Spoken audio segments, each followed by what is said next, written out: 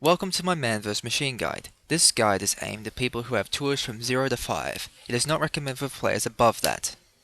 In this first part of the guide, we will cover the basics of setting up your loadout and selecting maps. Future parts in the guide will cover the actual gameplay, so if you are only here for gameplay options, please skip this section. Now, when it comes to MVM, you can't just simply jump into a game. You need the correct weapons and loadout to actually improve your team's performance.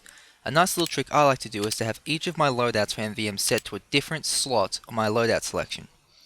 This way I don't have to worry about messing around with my gear or messing around with my equipment. It's just really there for me to use at any time.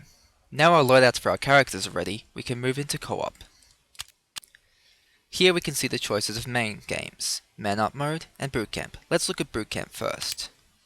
Boot Camp is a free selection of missions in the event you do not have tickets. Here we can see all the different game modes and maps you can play on, ranging from normal to expert. There are interesting changes here that the robots do not reflect the same results as in the standard game. Let's jump back to the standard game, Man Up. Man Up gives a selection of missions and a selection of difficulties, the intermediate mission being Oil Spill, and the expert mission being Gear Grinder. In between are the advanced missions. Let's look at Operation Two Cities. Here we can see the operations board.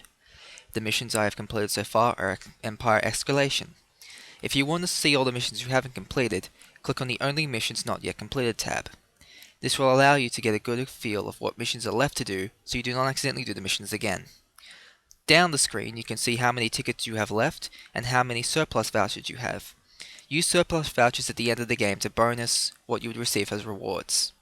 A good piece of advice is to never click the Join Game in Progress tab, as clicking this will normally place you into a game where the team is losing and players are leaving. While this can improve a team's performance and maybe get you an easy and early game, most of the time the team has become too unbalanced or too much has been lost for the game to be worth continuing playing, without a restart. In the next video we will be jumping right into a game of Man vs Machine. We will be looking at how to deal with the first wave, interacting with your other players, and selecting upgrades for your class. We hope you enjoy the rest of this series.